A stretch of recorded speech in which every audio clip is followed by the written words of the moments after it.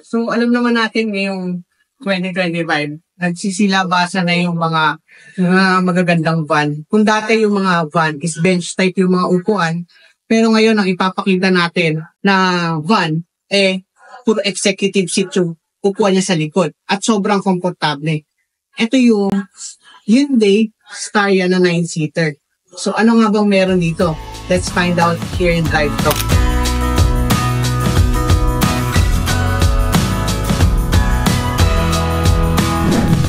So, maganda dito sa Staria. Sobrang modern ng look. Kasi yung daytime running light niya is continuous hanggang sa may kabila. Tapos yung headlight niya is nandito sa baba, kagaya ng ibang Hyundai. So, yung grill naman niya is honeycomb. Yung camera naman niya nandito sa may ilalim ng Hyundai. Sobrang linis talaga tingnan. Tapos yung radar niya nandito sa ilalim ng blade. Tapos meron naman itong 4 parking sensor. So, ang maganda dito sa mugs din na Staria, kung dahil ng design niya is sobrang modern din yung look na itong mugs niya. Kasi naka-2-tone alloy rim siya, ang sukat naman niya is 235, 55, or 18. So, dito sa side profile ng Staria, meron siya dito side lamp, tapos meron sa lang siya dito. Tapos yung mga detalye niya, malalaki. Tapos sobrang linis mo, linis talaga nitong Staria, sobrang modern talaga. So, dito sa likod ng Staria, so, ang ganda talaga ng likod nito. Sobrang modern. Tapos, yung glass niya, malaki rin, sagay sa unahan. Tapos, yung logo ng Staria niya is naka-emboss sa salamin, which is nice. Tapos, ang maganda dito sa taillight niya is naka-magnetic fix sa light yung design ilaw niya. Kaya talagang sobrang api niya lalo na sa gabi. At dito sa likod naman ito, meron siyang 4 parking sensor. Tapos, ang maganda rito sa Staria, pag binuksan natin yung likod, is power na rin siya.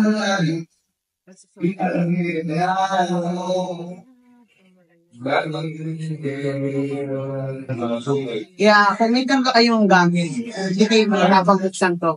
Yung space nila, sakto lang. Ang advantage nito, meron siyang mga talihan. Tapos, kung gusto nyo ng more space, pwede nyo i-abante ko. Yan. Tapos, pwede nyo rin itong itupi. Kasi hindi lang siya natatampol. Yun yung downside dito. Pero, all in all, okay naman siya. Tapos, mapapansin nyo, may railing siya dito sa ilalim. Pwede nyo i-adjust yung upuan sa unahan para kung gusto nyo pa ng mas more space.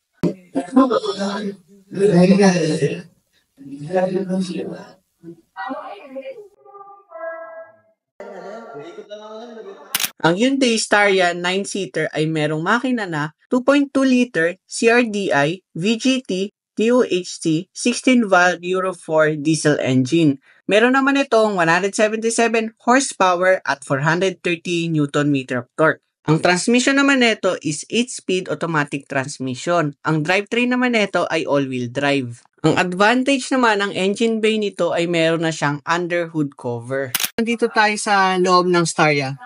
Sobrang modern. Mapalabas, papunta rito sa loob, diba? Maganda talaga yung loob nito.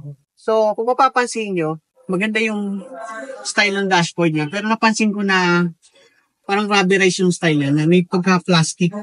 Tapos yung design ng aircon vent niyo, maganda rin. Modern. Isang straight lang siya.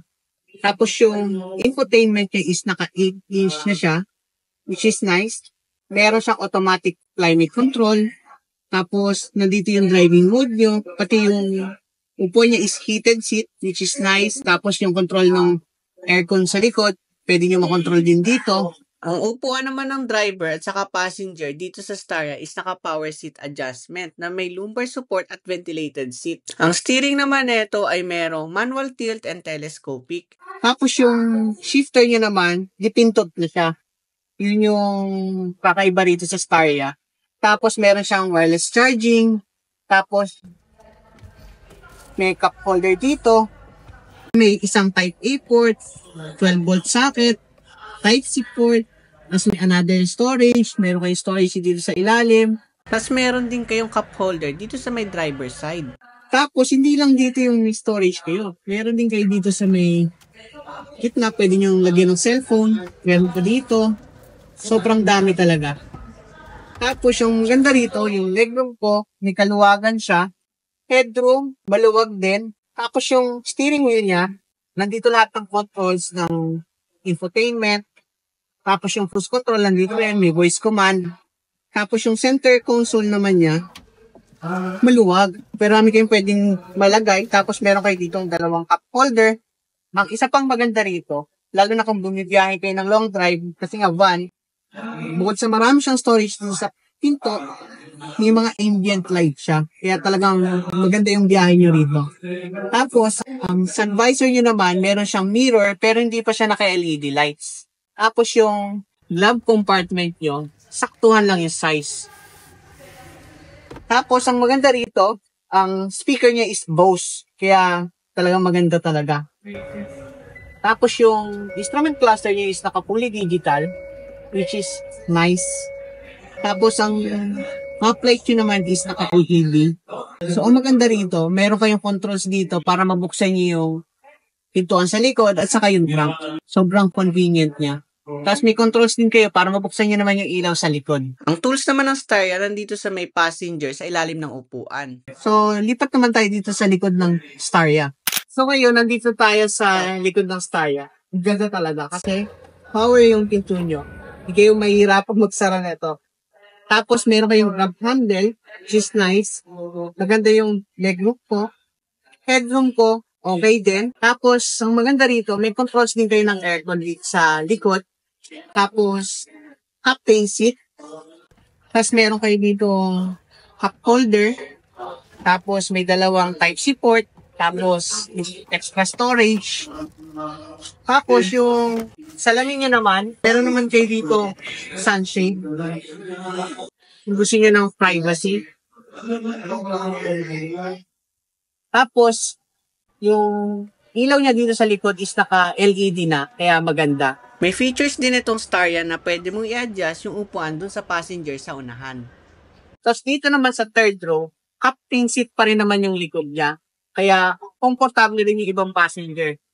Tapos dun sa pinakadulo, naka-bench seat na siya. Tapos meron din kayong ilaw dito sa may likod na pinto. So, kagaya nga nang nasabi ko sa second row, naka-captain seat din kayo dito sa third row.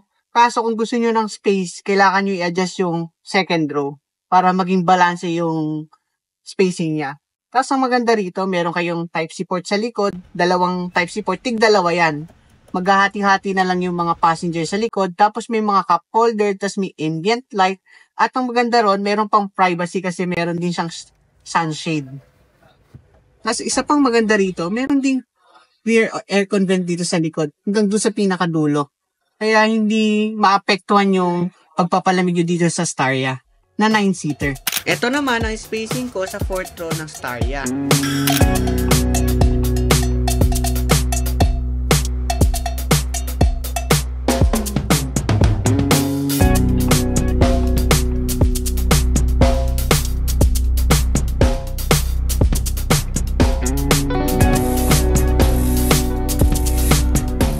So ngayon, susubukan natin tong Hyundai Staria na 8-seater. So personally, ang ganda talaga ng loob nito. Kagaya nga ng nasabi ko kanina. Tsaka, malaki siya, pero pag daladala nyo, sakto lang din. Kasi nga malalaki nga yung bintana niya, kagaya nung nasabi ko kanina. Yun, Tapos yung steering niya, okay na okay ang lambot. Parang hindi van yung dinadrive nyo. Ganun siya kalambot. Tapos yung braking system niya, sakto lang din. Hindi kayo sinusubsob. Alam mo na luxury na van yung dinadrive mo. Ganun siya kaganda. Tsaka kung mapapansin nyo, kahit sa parking na masisikip, malalaki rin yung turning radius nito. Ayan masikip yung parking dito sa Makati pero hindi kayo nahirapan i-drive to. Medyo lang yung feel niya kasi mataas nga yung sasakyan. Parang feeling niyo sasabit kayo dun sa ceiling. Yun yung napansin ko dito sa Staria. Yung advantage nito, meron pa siyang camera 360. Yung camera 360 niya, okay din. Medyo may kalinawan na rin siya. Tapos ang advantage niya ba, kapag nag-turn signal kayo sa right, meron kayong makikitang camera dito sa instrument cluster niya. Ganun din kapag nag-signal kayo sa left, makikita nyo rin yung turn signal niya, which is sobrang ganda. Diesel siya. Wala akong nararamdaman na vibration dito. At sa maganda rito, all-wheel drive siya. Tapos meron din siyang drive mode. Meron kayo ditong eco, normal, sport, pero i-eco muna lang natin. Ito, meron pa siyang smart. Kung gusto niyo makatipid, isi-switch siya ng eco. Tapos pag smart naman, ina-adapt niya yung driver preference nung driver, kung ano yung driving habit niya. Tapos ito pa nagustuhan ko. Sobrang ganda ng suspension niya, oh. Comfort, tamang-tama lang siya. Lalo dito sa Pilipinas, sobrang daming lubak. Tamang-tama lang, oh. So, napansin ko nga yung smart dahil ina-adapt niya yung driving habit ko. Okay na okay sa akin yung smart. Pero subukan din natin yung ibang mode, kagaya ng normal. So, sa normal mode, naramdaman ko yung normal niya. Pareho halos siya ng smart. Pero mas preferred ko kung kayo gagamit, maganda yung smart. Wala naman siya ganong differences dun sa normal mode. Yun, naramdaman ko may delay siyang konting-konti lang. Pero okay naman din. Kasi normal naman din siya sa mga diesel engine. Ito pa advantage nito. Meron din siyang tire monitoring pressure. Mamomonitor nyo yung hangin ng gulong nyo. Nakalimutan ko siya sabihin kanina. So, ang maganda pa dito, yung ibang kotse kasi, kapag gumamit kayo ng paddle shifter, isuswitch nyo siya sa sequential. Pero dito, basta nakadrive siya, pwede mong gamitin yung paddle shifter niya. So, subukan natin yung paddle. So, ngayon, naka-drive mode tayo. Makikita nyo na kung anong shift kayo ngayon. Kagaya ngayon, naka-primera siya kasi naka-traffic. Naipit tayo sa traffic. Napansin ko nga, kagaya nga nung nasabi ko kanina, kapag naka-drive, ramdam nyo yung delay.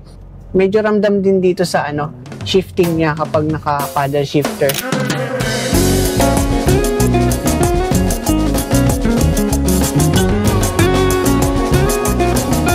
Ang Hyundai Staria Premium Plus 9-seater ay nagkakahalaga ng 2,830,000 in Philippine peso.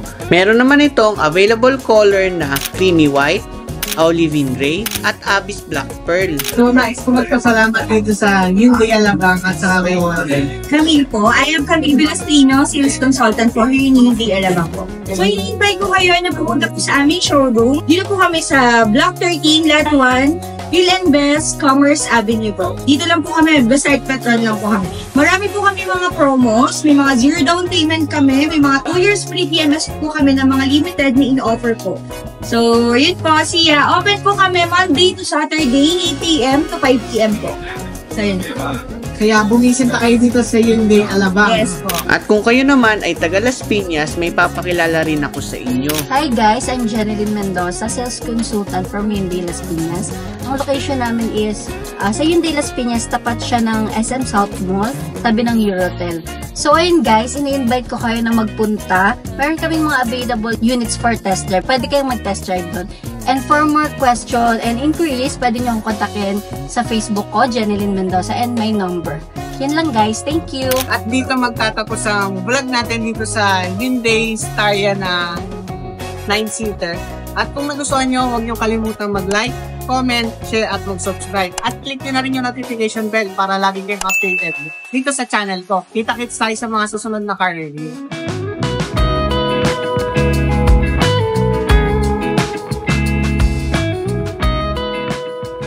So, bakit nga ba maganda pumunta dito sa Anjay Clothing?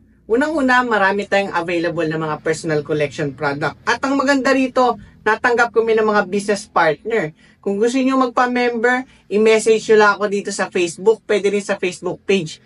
Pwede nating pag-usapan yan. At pwede ko kayong matulungan kung paano kumita ng pera sa maliit na puhunan.